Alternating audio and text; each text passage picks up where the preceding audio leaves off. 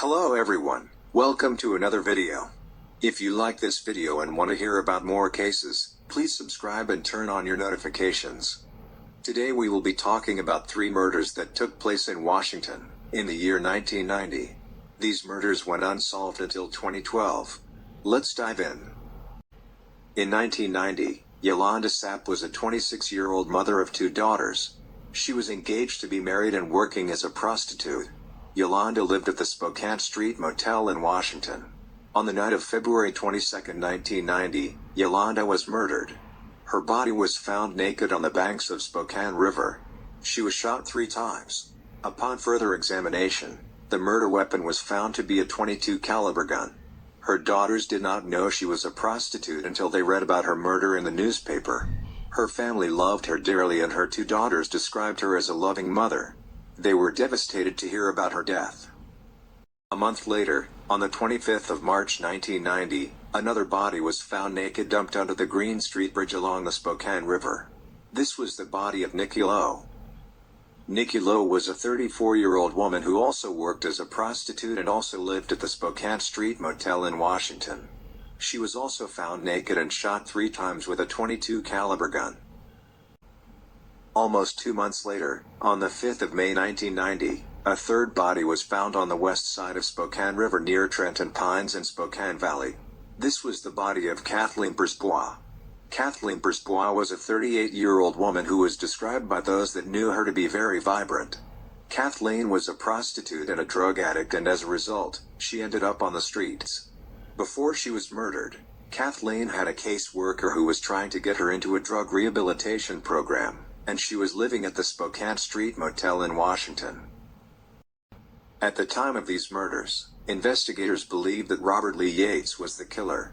Robert Yates had killed at least 13 women between 1975 and 1998. 11 of these murders involved prostitutes in Spokane. His victims were initially solicited for prostitution by Yates, who would have sex with them, sometimes do drugs with them, then kill them and dump their bodies in rural locations. All of his victims died of gunshot wounds to the head. Yates was arrested in 2000 and he confessed to 13 murders but denied killing Yolanda, Nikki, and Kathleen. It was also discovered that Yates was in Germany when these 3 women were murdered, indicating to investigators that another killer had been killing prostitutes in Spokane at the same time. Police had no further leads or suspects and these cases went cold. The murder cases of Yolanda Sapp and Nikki Lowe were assigned to Mark Burbridge as cold cases, and in 2005, the case of Kathleen Potts was assigned to Detective James Dresbach. Investigators had not connected the 3 murders. When evidence was re-examined, DNA evidence was found under Kathleen's fingernails. This showed that Kathleen had scratched the killer trying to fight for her life. With advances in DNA technology, DNA evidence was resubmitted in 2009. It was found that the DNA belonged to a male, but it did not belong to anyone who was already in the criminal database. On September 14, 2012, the DNA match was found by a Washington State Patrol crime laboratory technician to belong to Donna Perry. Donna Perry had been arrested earlier that year in March in Spokane and was in federal custody in Carswell, Texas. She was arrested after a retired detective saw her buying ammunition and a pistol magazine at the White Elephant store in Spokane Valley. The detective knew that Perry was a felon who was prohibited from possessing firearms. When Perry was arrested in March, federal agents searched her Empire Avenue home. In her home, police found a dozen firearms and 12,000 rounds of ammunition. She also had women's panties in a box in a closet, which investigators said were too small to fit her. In early 2000, court records state that Donna Perry traveled to Bangkok, Thailand, where she received gender reassignment surgery to change from male to female, and become Donna Perry. Donna was previously known as Douglas Perry. Perry has an extensive criminal history. In 1987, she was charged for reckless endangerment. In 1988 she was charged for assault in Okanagan County, and federal agents also arrested her for possessing a pipe bomb in addition to state charges. During the search for that arrest, federal agents also found 49 guns and 20,000 rounds of ammunition. Some of the guns were .22 caliber handguns. In 1989, she was arrested in Spokane for patronizing a prostitute. Federal agents arrested Perry again in 1994 for possession of firearms, including a .22 caliber handgun.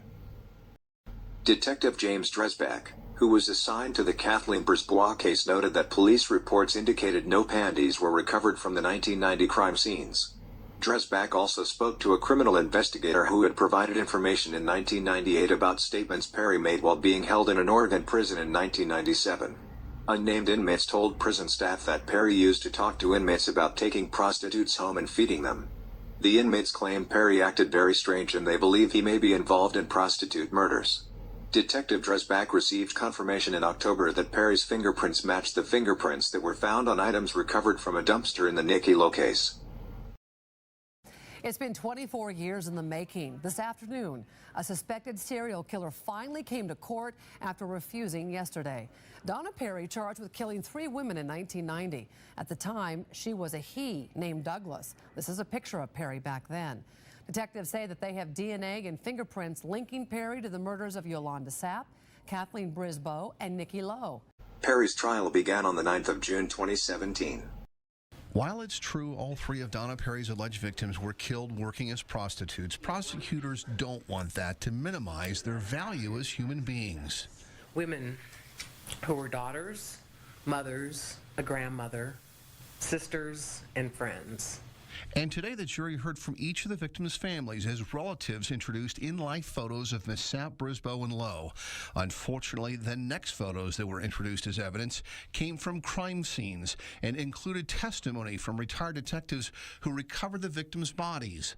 The women were nude and posed in sexually suggestive positions, where their bodies were dumped like trash. Each, in their death, was bared to the world at these sites. There was no attempt to hide them, and all were found within a day of their disappearance. Prosecutors are hoping the jury won't like Donna Perry, someone who underwent gender reassignment surgery, but not because Perry is a transgendered person, but rather things that she allegedly took from the victims after they were dead. Douglas Perry also had a home in Northeast Spokane. That home concealed secrets that only a few were privy to. Inside that home, inside a painted-over closet, detectives found women's underwear, and their sizes suggest Perry took them as trophies. Perry's defense team says while their client may have patronized the victims, he did not hurt any of them. And in fact, at the time, Perry's girlfriend was also working as a prostitute, and the jury is going to hear from that woman later on in the next 2 weeks. Reporting live at Spokane Superior Court, Jeff Humphrey, KXLY4.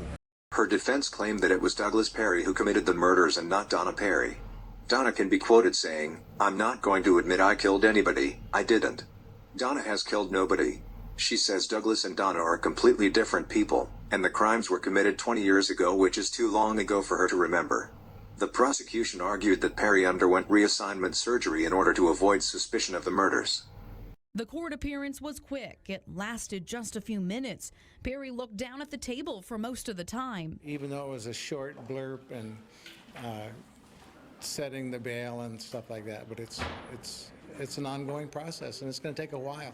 Perry lived as a man named Douglas before undergoing a sex change in 2000. In court documents, Perry told detectives she had the sex change operation as a permanent way to control any violence. She also said, "I'm not going to admit I killed anybody. I didn't. Donna has killed nobody." When asked if Doug did, Perry said, "I don't know if Doug did or not. It was 20 years ago." It still brings tears to my eyes, and my heart gets heavy when I think of my sister. So I dearly love my sister, and I miss her a lot. And to have some closure eventually coming down the road would be very nice. Donna Perry was charged with 3 counts of first-degree murder for the murders of Yolanda Sapp, Nikki Lowe, and Kathleen Potts. She was charged with 3 life sentences without the possibility of parole. Thank you for watching. Please leave your comments below and don't forget to subscribe.